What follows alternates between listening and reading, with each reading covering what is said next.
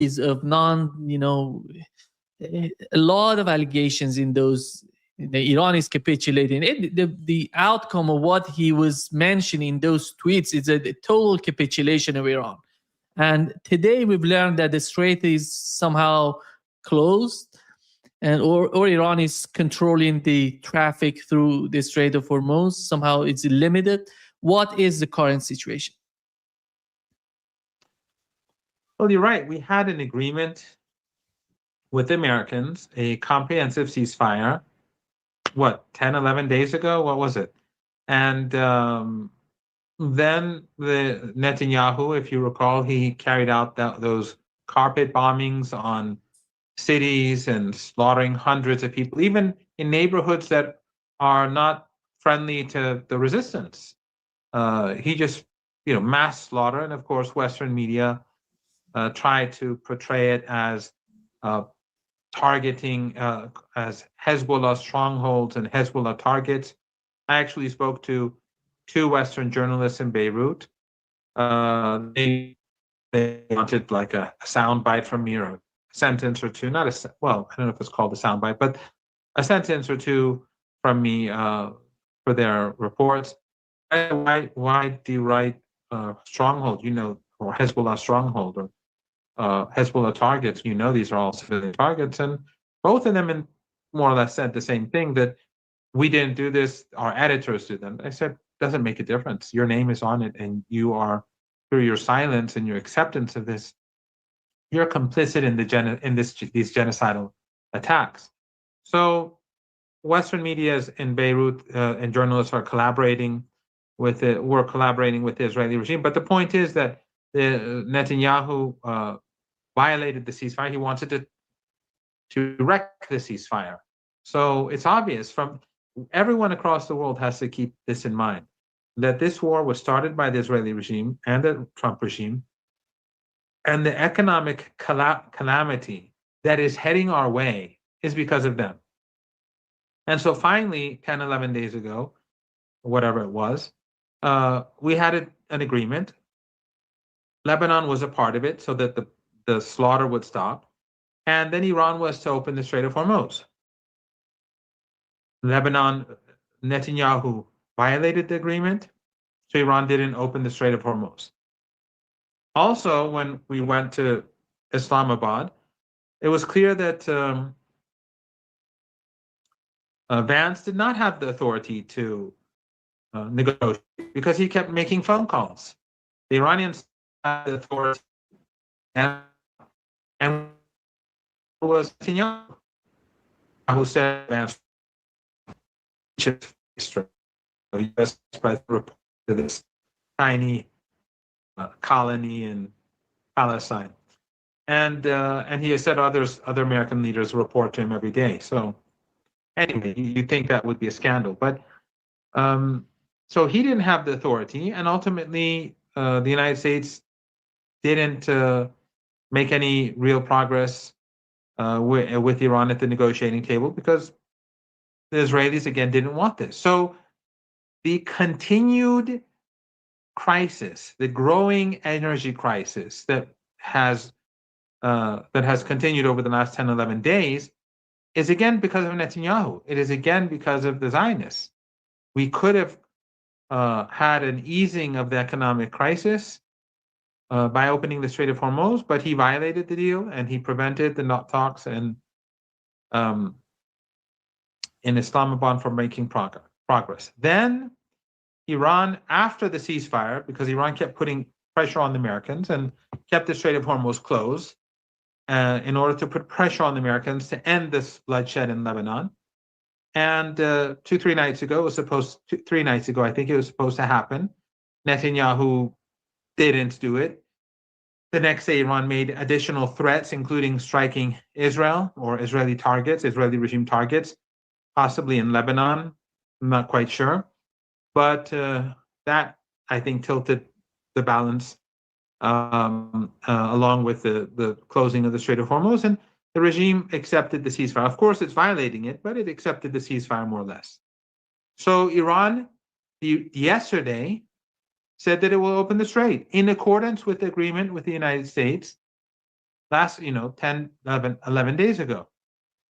But then right after Iran opened the strait, Trump said the siege on Iranian ports will remain in place. He imposed the siege because Iran, due to the violation of his ceasefire in Lebanon, they kept the strait closed, and then he imposed the siege. So because of Lebanon, the United States put a siege on Iran.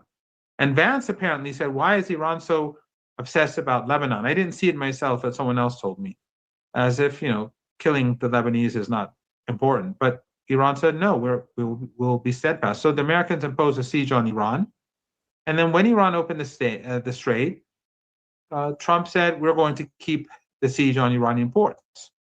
Immediately, the Iranians went and said, if that's the case, then the Strait of Hormuz remains closed. So Trump and Netanyahu started this global crisis.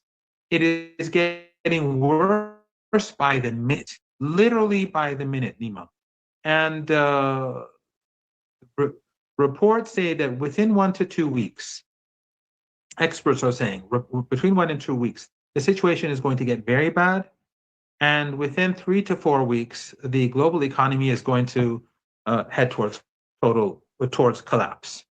So this is where we are right now, thanks to these monsters. So the Iranians are, if the Americans right now decide to lift the siege on Iranian ports, and that means preventing food from getting in, preventing medicine from getting in. That's basically what it means. If they lift the siege, then the Strait of Hormuz will be open. So it's really up to the Americans whether there's going to be extra fuel, extra helium, extra oil, extra fertilizer on the global market, because right now there are huge numbers of ships in the Persian Gulf waiting for the green light to move. Yeah.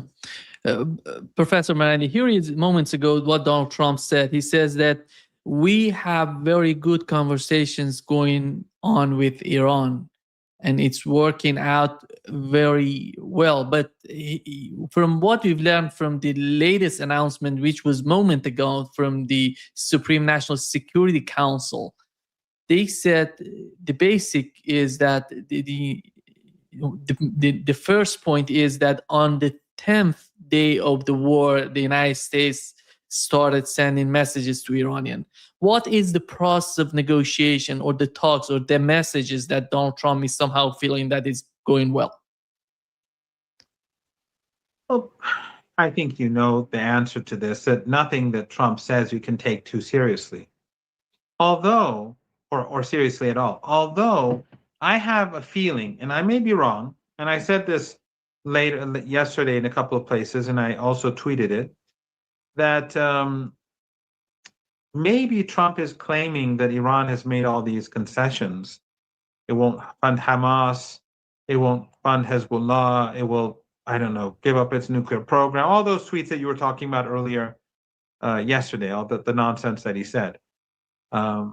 Maybe he is saying all this so that later on he can say Iran made all these promises, but it did not carry out it did not fulfill those promises, so I have to attack Iran. That, I think, is because usually I ignore Trump. I don't read his stuff. I don't listen to his speeches. I've given up on that a long time ago because I learned nothing of it. Everything he says can be negated within an hour, after the subsequent paragraph, within a day.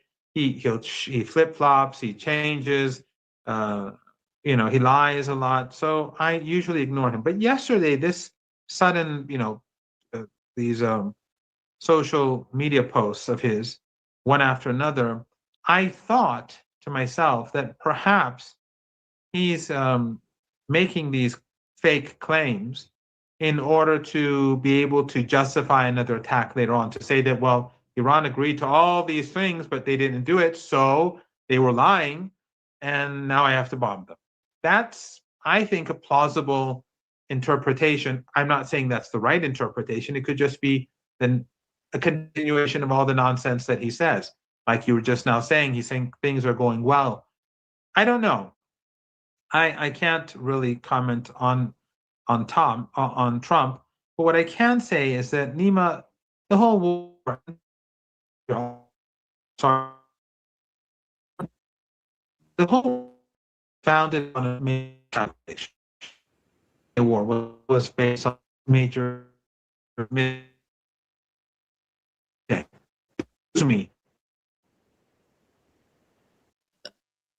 I've lost your voice. Yeah. Is it okay now? You're back. Yeah. You said the whole world. What was that? And I said what? Sorry, where was I cut off? yeah, the whole war. From the whole war. Yes, I think the whole war, not just this, the Ramadan war or the 40-day war, but also the 12-day war. Both were based upon miscalculations. The Americans thought, maybe through the lies provided to Trump by Israeli intelligence or by their own foolishness, the Americans thought that Iran would collapse. I'm sure you recall at the beginning of the 12-day war, or near the beginning, Trump said unconditional surrender. And then at the beginning of this war too, it was all about unconditional surrender.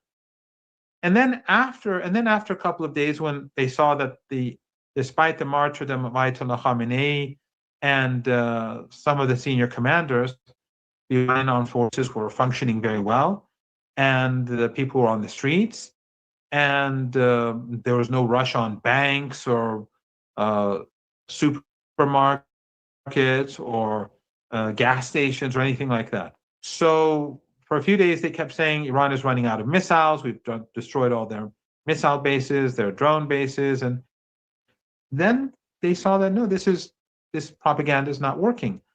And after Iran continued to fire missiles and drones, and they gradually increased. So the Americans changed their position from unconditional surrender to providing this 15-point plan that Iran rejected. And then Iran gave its own 10-point plan, which Trump accepted. He accepted the 10-point plan to be the framework of the negotiations. That's why Iran accepted the ceasefire. And that was a huge victory. But of course, now Trump is, as the statement put out today by the Iranian Supreme National Security Council, Trump is trying not to is trying to impose other conditions that have nothing to do with the 10-point plan. So, but in any case, what I mean is that what I'm trying to say is that at the beginning of the war, the Americans said unconditional surrender. But after 10 days, it became clear to them that we're not going to lose this war. And even though they carried out more atrocities and they started targeting critical infrastructure, they failed. And so ultimately, they had to stop. And now we are where we are. But I think that we're heading for a war again. Now, I'm not sure. And some of my American friends say that Trump just wants out, perhaps. But I think that the chances for war are very high. And if there is war, it shouldn't take too long for it to start, because the Persian Gulf is going to get very warm. You live in the south of Iran. Your family is from the south. You know what I'm talking about better than I. During the Iran-Iraq War, I was in Khuzestan, the south, during summer, and it was very, very difficult, and during the day, almost impossible. So I think it's going to get warm. I think the Americans, if they want to launch an attack, they have to do it sooner rather than later. But the problem is that if the Americans launch an attack, they're going to target Iran's critical infrastructure again, like they did before. This time round, if Iran starts targeting, let's say, electricity in these regimes in the Persian Gulf,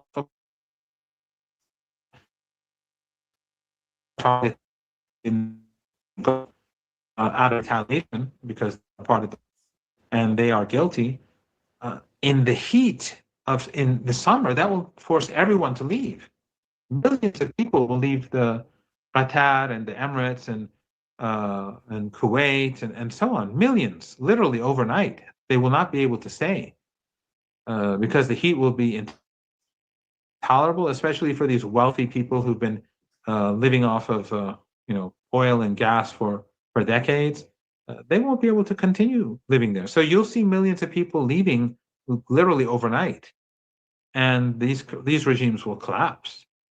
So I think that to restart the war would be a catastrophic mistake for Trump, for the U.S. empire. I think it would probably bring an end to these regimes in the Persian Gulf, and it would definitely it would bring about that global economic collapse that we've been talking about, because we're heading in that direction.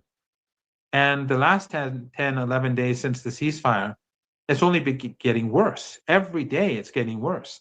And we're reaching closer and closer. We're getting closer and closer to the tipping point. As I said, 1 to 2 weeks, 3 to 4 weeks. This is how they are interpreting how the future of the global economy will move. So we'll have to see. Again, there are differing views, but I think that not my understanding. I know that the Iranian armed forces have been preparing themselves 24 hours a day, and that just like after the 12-day war, they began preparing themselves for a bigger war, and this time they are preparing themselves for the next round. From the announcement of this National Security Council, one of the points that is mentioned in the talks, it says new proposals have been raised by the Americans, which the Islamic Republic of Iran is considering and has not yet responded to. Professor Marandi, what was the fair, in order to talk with the American part, you have to understand, are they really prepared to talk, or they do want to somehow continue with this sort of because you don't see any sort of deep understanding of the root causes of what's going on. They want to put something, superficially. They want to solve the problem that is on the surface, not going below the surface, not those deep causes of the conflict. Do you see any sort of understanding in the American part to being willing to go in that direction? Well, I'm not privy to what is going on right now. I don't know what the new American proposals are. The Pakistani delegation that left, I think, last night, they were here for 2-3 days in order to see what can be done. So right now, I'm not in a position to give a definitive response to your question. But what I can say is that is the nature of empire. The empire, it's like Zionists, they consider themselves Zionists or worse, but the empire considers itself to be exceptional. And so it has exceptional rights, it has exceptional privileges, and therefore for anyone to demand justice, for them, that's all outrageous. The 10-point Iranian plan, which people should take a look at, there's nothing extraordinary in it. It's a very normal 10-point plan, but the Americans don't want to take it seriously because for them, Iran as an equal doesn't make sense. When we went to Pakistan, while we were there, the Washington Post put out a opinion piece, and the Washington Post is very close to the CIA, that they should kill the negotiators. And so when we were coming back, we thought that there was a good chance that they would shoot down our plane, the Americans or the Israelis. This is the sort of regime, this is the sort of mentality that we're dealing with, where the media competes with the regime in promoting crimes against humanity and war crimes. So to get justice from the United States, is you have to be firm and steadfast. We've seen how the Americans have been bullying countries across the world over tariffs, and the only country that really stood up to the United States was China because of its power and strength. So I'm not very optimistic, but Nima, again, going back to the war, I think the Americans obviously have been preparing themselves for another round of war. I'm not saying it's going to happen, but I think there's a good possibility. The Americans and the Israelis have been preparing themselves. The Iranians are preparing themselves. So it could be that this period, they've been buying time. But this, I think, is a miscalculation, again, for maybe 4 reasons. One is that Iran is also preparing itself. It's not as if the Iranian armed forces and the government are on vacation. So they are swiftly preparing themselves for the next phase. The second issue is that this ceasefire period, because of their own actions, because of refraining from carrying out the ceasefire in Lebanon, and now imposing a blockade on Iranian ports, they have caused the Strait of Hormuz to remain more or less closed. So the global economic crisis is intensifying. It's now it's even worse. This is the pay, because now even Iranian ships are not going through. There's I've heard different stories about how many Iranian ships are getting through or not. It's not clear to me what exactly is happening, if some ships are getting through or not. I've heard different stories. I don't know what's true. I'll try to figure that out later on. But in any case, it is getting worse than before. The pace, the movement towards the catastrophe, the global economic catastrophe, is speeding up. So this buying time is pushing the world and the United States, of course, towards a major crisis.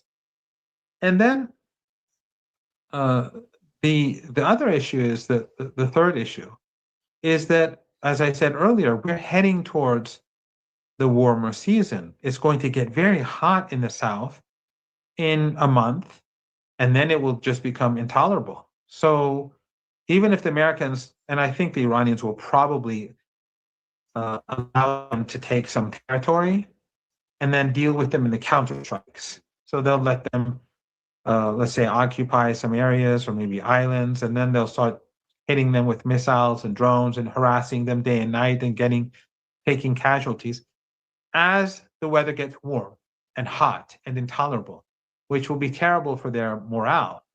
So I think that these 3 reasons, and then a fourth is that the world is getting sick and tired of the United States and the Israeli regime. And starting another war is going to cause greater anger, especially as we are getting very close to the economic crisis exploding. So I don't think what the United States is doing is smart at all. I think it is an act of desperation. But again, some people believe that the United States is not going to do this. But in the Supreme National Security Council statement that you alluded to, that just came out right before the show, it also says that Iran is going to take fees from the ships. So, and that they will remain in control of the Strait of Hormuz. This, I think, is a key turning point. This was the catastrophic mistake of the United States in this war and the Zionist regime, because Iran had no ambition to take the Strait of Hormuz. We know that. And it was business as usual, even during sanctions. But now, under these circumstances, the Iranians have decided to take the strait, and they're not going to give it back. And this changes the balance of power in this region permanently and in the world.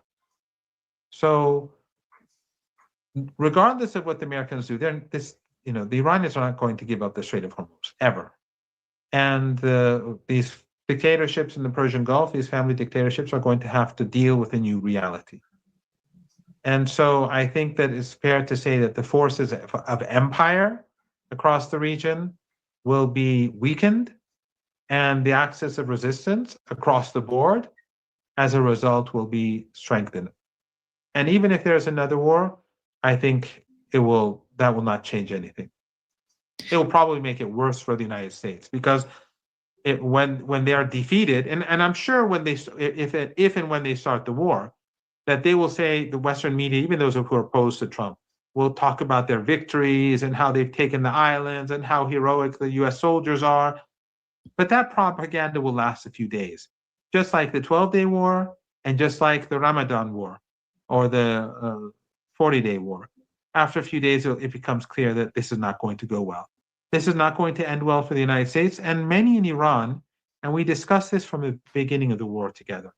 Many in Iran want this war to continue, not because they like war.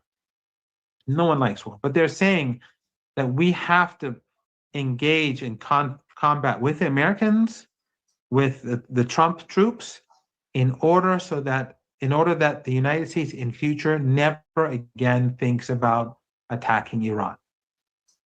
Yeah. And actually, we had the vice president of Iran talking about this, that if we cannot achieve it with the negotiations, we're going to definitely achieve it on the battlefield. This is what really happening. And Professor Marandi, we know that. And just one thing, Nima, the vice president of Iran, he was the vice president. He was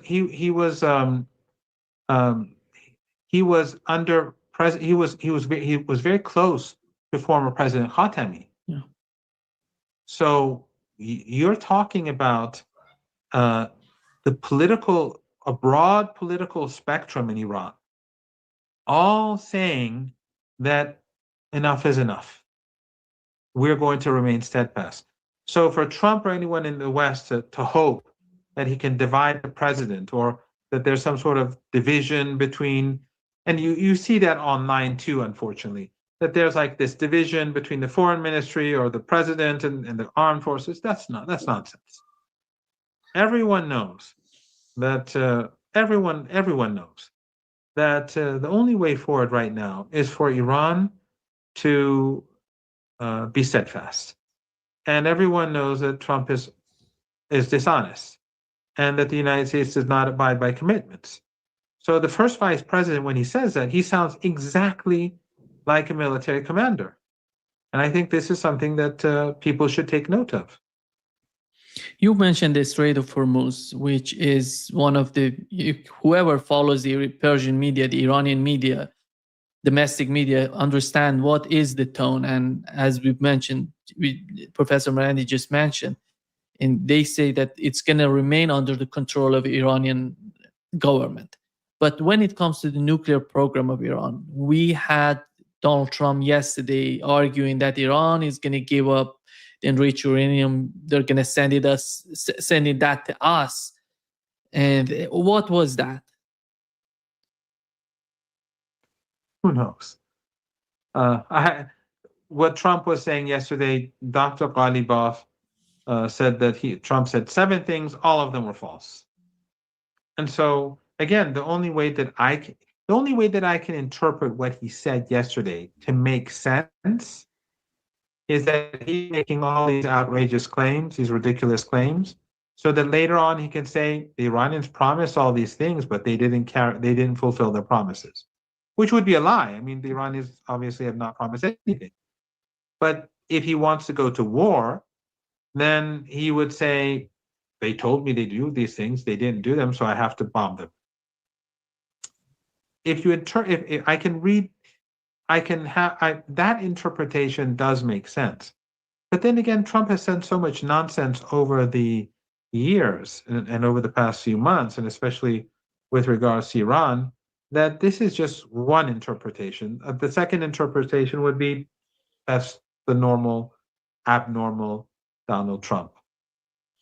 What is the communications, Professor Marandi? We had the phone call between Iranian foreign minister and his counterpart in Saudi Arabia. And is there any sort of other connections or talks between Iran and GCC countries, warning them? Because as you mentioned, the war is coming somehow. Many people are expecting that in Iran, at least basically Persian media is talking about the war is coming and everybody is getting prepared in Iran. But what is the level of communication between Iran and GCC countries which they would be part of the war if the war reopens again? Well, obviously, Oman has taken one approach, and Qatar, after Iran retaliated and hit them very hard, their gas installations, they shifted and became more, let's say, they took a more reasonable stance. Or cautious? Yes, and also more reasonable, not out of any, out of like, not because they're sincere, but because they saw that Iran is powerful and the United States cannot defeat Iran. Actually, Nima, I've been speaking to, I don't want to go into detail, but I've been speaking to diplomats, to scholars from different countries, and they all of those who I've spoken to say that their governments and their political all shocked. I'm using the word shock myself, but basically that's what they all imply as to how effective and how powerful the Iranian nation is, and how the Iranian people remain steadfast, and how the armed forces function, and how Iran's allies were all well coordinated with each other. They're all stunned. Important countries, and so that is something that to take note of. But with regards to Saudi Arabia, I don't know. I don't know what was behind what goes on behind the scenes and what was said between the two sides. But the country that is right now pushing for war is the Emirates, which makes sense because they are the closest to the Israeli regime, and so they're pushing for further war, which is foolish because this time around Iran will probably finish them off first. But I'm not quite sure where Saudi Arabia stands right now. If we look at Western media, initially they were saying that the Saudis, and not just initially, for quite a while, they were saying that the Saudis support the assault on Iran, and of course the Saudis gave a lot of help in the war effort, and they funded it. I think we discussed this before. The Emiratis, the Saudis, and Qatar all fund the war effort, the U.S. armed forces, all three. Qatar less so, they apparently for technical reasons. I'm not sure about Bahrain. I haven't heard anything about Kuwait. But in any case, the Saudis have been. But then more recently, we've been hearing again, and this is.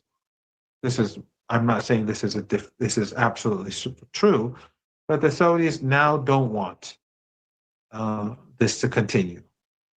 I don't know, but I think it would seem reasonable because they have lost a lot. Every day that goes by, these Arab regimes are hurting. True that the Saudis are exporting maybe 4 million barrels a day on average from the Red Sea, but a lot of damage has been caused. The price of oil has gone up, but a lot of their petrochemical plants are on this side. Their exports are lower. A lot of their plants have been damaged. So most of their petrochemical plants and most of their industry that's linked to the oil industry are near the Persian Gulf. Some are alongside the Red Sea, but most are here. So the Saudis have they're hurting. There's no doubt, and their ordinary trade, most of it goes from the Persian Gulf, and then there's other countries. So every day that goes by, things become more difficult for them. It would make sense for them to want to end this, but I just think that the chances for war are quite high. The Israelis want it. Netanyahu wants it.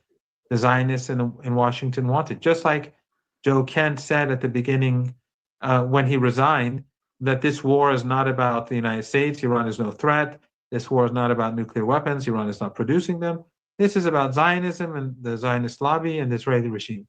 And I think right now, if the war starts again, that is going to be the reason why we'll have war. Do you expect a new round of negotiations anytime soon? I'll be very open about this, as I always am. I was just informed a couple of days before, maybe 2 or 3 days, I'm not sure, before the previous round. I was asked if I'd go, and I said I prefer not to, because I think I'll be hours on going to Pakistan, and it'll take hours to come back. And during that time, I can do work online, because I've basically given up my students are probably, they probably are going to hate me because I've become a horrible professor. But I'm just focusing on war and all that. I'm horrible. I apologize to all of them. I've become terrible. But I said that I prefer to be here, because I'd be wasting a lot of time on the flight, because the flights don't have internet connection. And but I said, if you want me to go, I'll go. And so literally, like, they called me, I don't know what time it was, maybe at 2 in the afternoon, said, be at the airport in 1 hour. And you know that Imam Khomeini Airport is outside of Tehran. Mm. So I said, I can't be there in an hour. And they said, well, try to get there as fast as possible. So I got ready and went, and I got there in 2 hours. So I am not privy, I'm not like with the negotiators or anything. I spoke to people at the airport, on the plane, when we got there. I don't know details. I don't know if they're going again. No one has contacted me. So I would assume that nothing is happening right now. But then again, maybe if at some point this time around, they won't ask me to go. But my understanding is that so far, no decision has been made. And that the Supreme National Security Council statement also basically is saying that a decision has not been made. So it's unclear if there will be a second round. The other important point in the announcement of this statement of Supreme National Security Council was the case of war being ended on all fronts, which we know what Iran did with the case of Lebanon. They tried to put a lot of pressure on the United States, then forcing Netanyahu and his administration to do something about the ceasefire. And what was when you look at the statement of the Prime Minister of Lebanon, he's not mentioning Iran. He's thanking Saudi Arabia. I don't know other countries about what has happened, but the ceasefire was because of the pressure, Iranian pressure on the United States. Wasn't that the case? Of course, he knows that. Everyone knows that. Only an insane person would think otherwise. By the way, when Iran says all fronts, it's not just Lebanon. It means Gaza. It means the whole of West Asia. But the reason why Lebanon was mentioned was because of the onslaught that was taking place against the Lebanese people, the mass slaughter. Well over 2,000 people were slaughtered. Well over 2,000 people were slaughtered in that period of time. So, and during this genocidal onslaught. Yes, of course, the Lebanese the Lebanese prime minister has Lebanese blood on his hand, because this ceasefire was about to be enforced. And then he conspired with Netanyahu and the president of Lebanon as well. They conspired with the Israeli regime and Trump to say, no, we're not a part of this ceasefire. So they could have had a ceasefire without any political price, without having to pay any without giving concessions to anyone, because the Iranians were doing it for them. They could have just sat back and waited, and then received this, and then had the ceasefire, and then they could have done whatever it is they want to do. But they had to help Netanyahu and Trump wreck the ceasefire and say, no, we're a part of a different track. So they wanted the Israelis to bomb Lebanon. They wanted the Israelis to bomb people in the south and elsewhere, so as to weaken the resistance and the supporters of the resistance. So they wanted women and children to be slaughtered. And history will remember this. This is a very, very dark moment in Lebanese history. And when time goes by, the children of people from across Lebanon, when the emotions are disappear, go away, and people look back objectively, except for those who are agents of the West and who are on the payroll, which are quite a few in number in Lebanon. But except for them, everyone will remember this dark, dark moment in Lebanese history, and the prime minister and the president will be remembered for that. But yes, the only reason why Netanyahu stopped was because he was forced to stop. And the reason why he was forced to stop, true, I think that the Iranian threat to strike the Israelis tipped the balance. But the real reason, in my opinion, was the fact that the Strait of Hormuz continued to be blocked. And this is, I think, the Iranian strategy, to push the United States so hard economically that they reach a point where instead of being Israeli firsters, the White House and the political elites start thinking like ordinary Americans. We have to have our interests first. And whenever they're forced to impose their interests first, that is the beginning of the solution in our region. So I think that Trump forced Netanyahu to accept the ceasefire. Netanyahu resisted. Iran added an extra threat, but in reality, but the major reason was the resistance, of course, and the steadfastness of the supporters of the resistance in Lebanon. They're the number one reason for the regime being forced to accept the ceasefire. That is the number one reason. Their heroism. They're shining stars of humanity. And we have to remember they've made all these sacrifices because they were drawing off the Zionist army from the genocide in Gaza. They're sacrificing their own people to spare the people, to help save another people. But that first and foremost, after that, it was the pressure, the economic pressure that's, as we speak, continues to build. And here is where I think that Zionism is in trouble. Because not only is Zionism now despised across the world as a master, people see it for what it is, as a master race, a chosen people that slaughters day and night, that snipes kids. Even now they snipe little girls just, in Gaza, and they bomb families in Lebanon. They just, during the last few seconds before the ceasefire, they bombed an apartment block, slaughtering everyone inside. They bombed medics. They killed large numbers of medics. I mean, the stories coming out of Lebanon just show what monsters these Zionists are. But the world has turned against them. The American people are turning against them. But now the American elites have to start thinking, do we want to destroy our economy, to wreck the global economy, to go into an economic depression because of these, the Zionists? This is where I think, and I may be wrong, but this is what I think caused Trump to force Netanyahu, or the United States, maybe not Trump personally, but the political elites in the United States forced Netanyahu to accept the ceasefire, because the American elites in Washington are finally saying, this is getting dangerous for us now. The fuel shortages, the fertilizer shortages, the helium shortages, these are now going to put a lot of pressure on our economy at a time when, and our so-called allies, proxies, or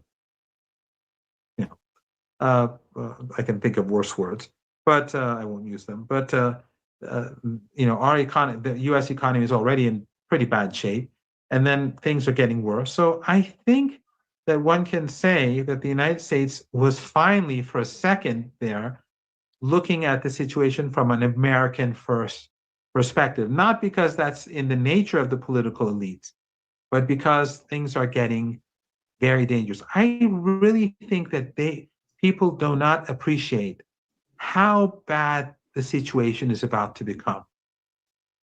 the global economic situation is on the verge of catastrophe.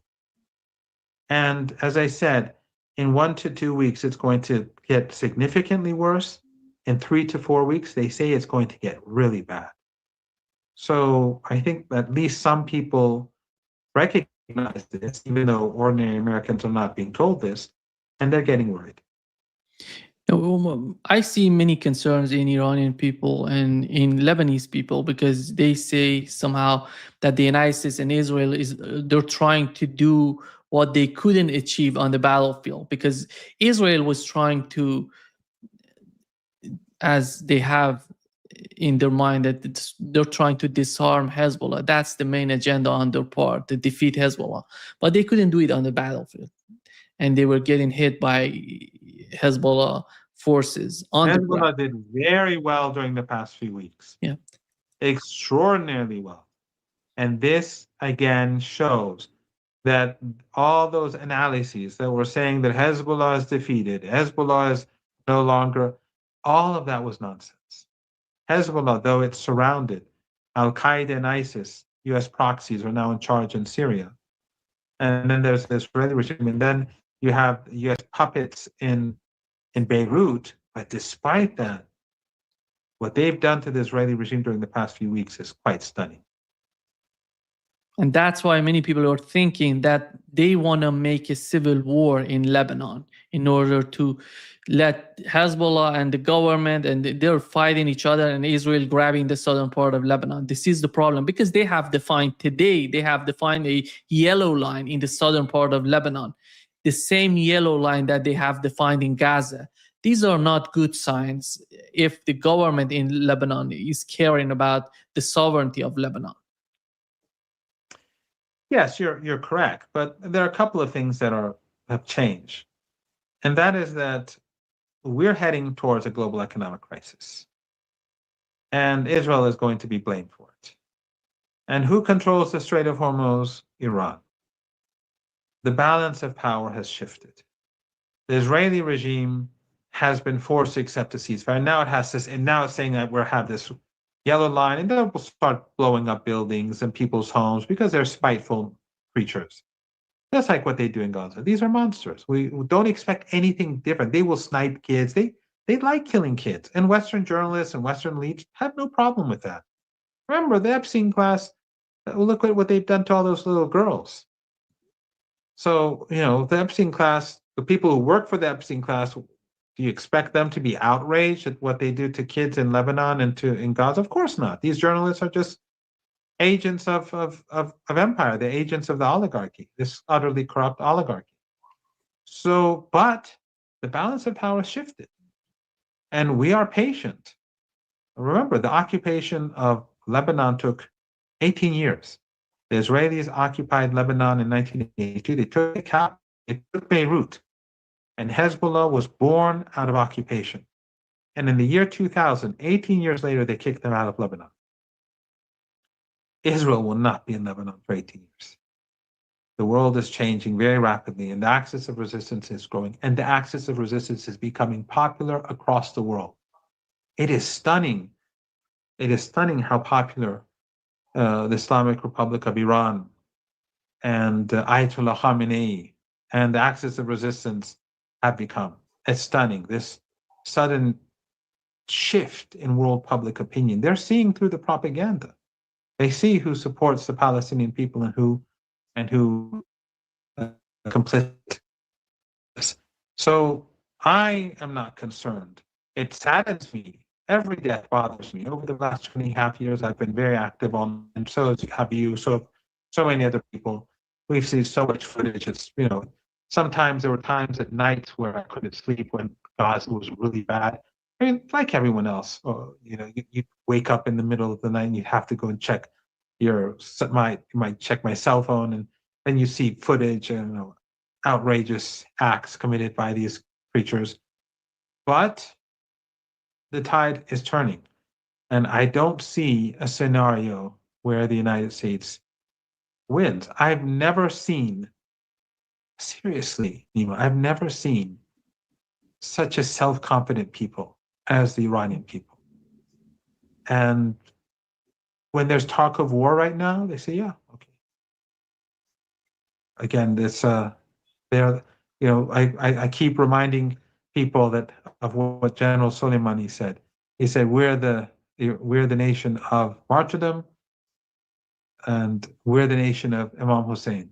And truly, you can see this in the Iranian people. And that is basically what has brought about this turning point in the region. So it's not going to be over tomorrow. These creatures will continue to slaughter women and children.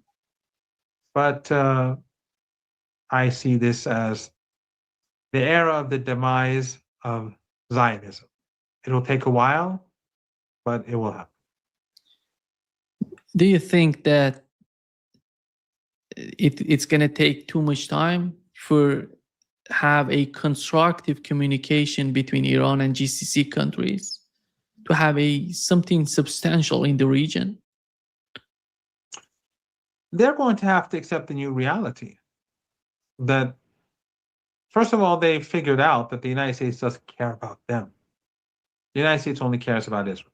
It doesn't care about them at all. It milks them. Iran doesn't want to milk them. Iran is just saying, don't help others bomb our country. It's not any great expectation. I mean, it's not something extraordinary. These regimes, Qatar, the Saudis, the Emiratis, they allowed the Bahrainis and the others, they allowed their territory to be used against Iraq. They allowed their territory to be used against Syria. They allowed their territory to be used against Yemen and against Iran. That's not going to happen anymore. It's up to them if they accept this new reality. If not, I don't think they'll last. I think you'll have new regimes in power, and that would be a good thing if you have actual people in charge of Qatar, the people of Qatar, the people who live there, ordinary people, making the decisions in the Emirates and Bahrain and Kuwait. I think we'd be living in a much more prosperous region and a much more integrated region. Thank you so much, Professor Marandi, for being with us today. Great pleasure, as always. Thank you very much, Nima. It's always an honor being on your show.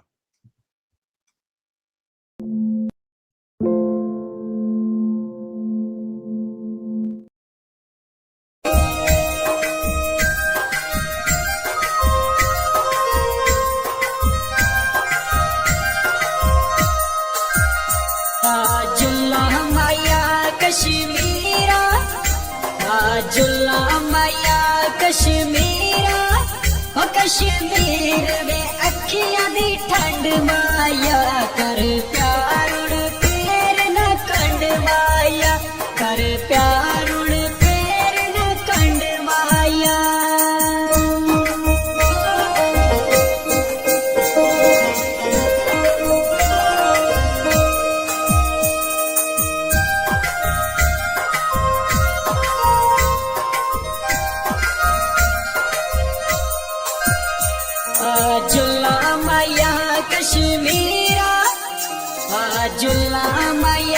Kashmira ओ कश्मीर वे जन्नत नजारा है माया अखियां दा चन तारा है माया अखियां दा चन तारा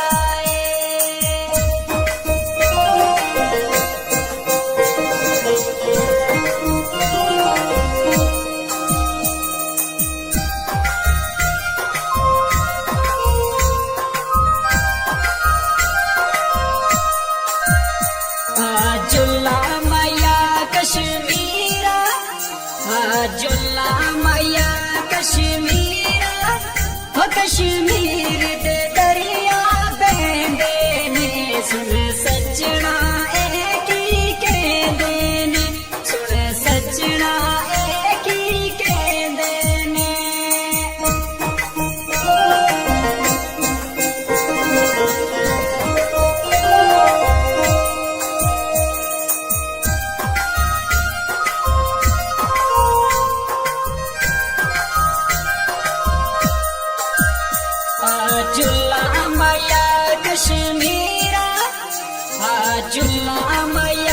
कश्मीरा ओ कश्मीर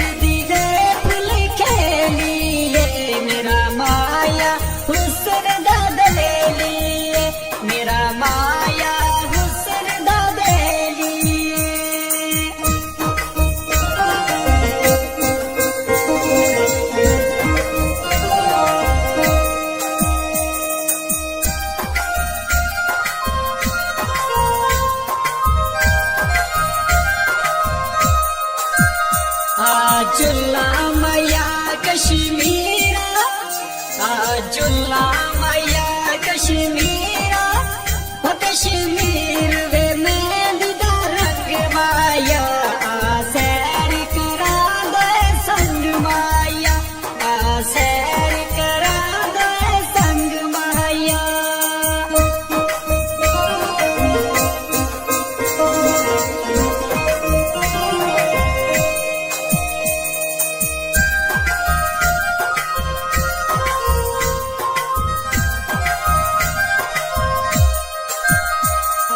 जुल्ला मैया कश्मीरा जुल्ला मैया कश्मीरा कश्मीर दे वेखो नजारे नु कर याद वे रोवा प्यारे नु कर याद वे रोवा प्यारे नु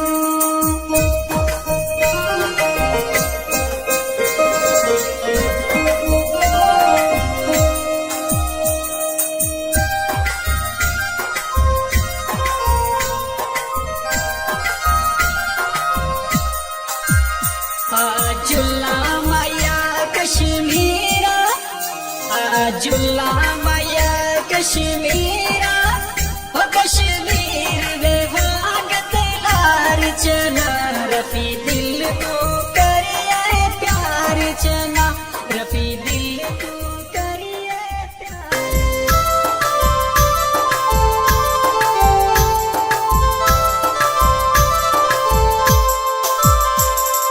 जुल्ला मैया कश्मीरा जुल्ला मैया कश्मीरा कश्मीर वे अखियां दी ठंड माया कर प्यार उड़ फेर न कंड माया कर प्यार उड़ फेर न कंड माया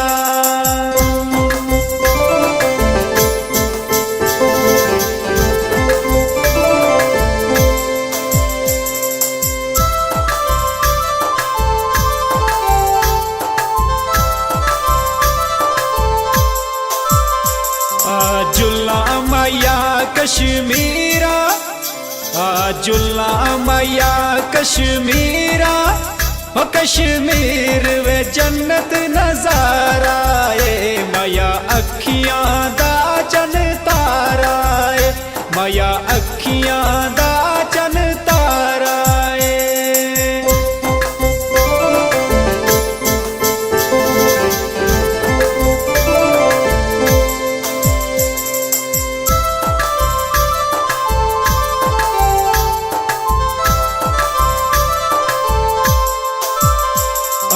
जुल्ला मैया कश्मीरा जुल्ला मैया कश्मीरा कश्मीर दे दरिया बेंदे ने सुन सजना एक ही कहंदे ने सुन सजना एक ही कहंदे ने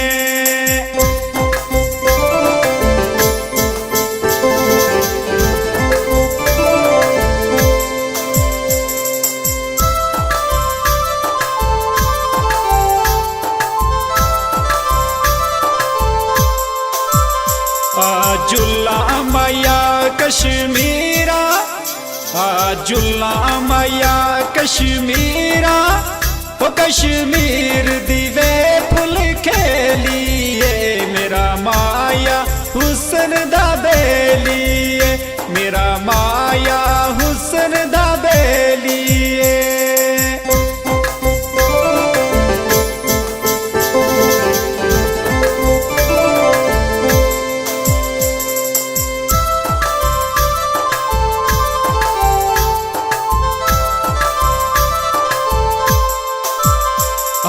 जुल्ला मैया कश्मीरा जुल्ला मैया कश्मीरा कश्मीर वे मेहंदी दा रंग माया सैर करा दे संग माया सैर करा दे संग माया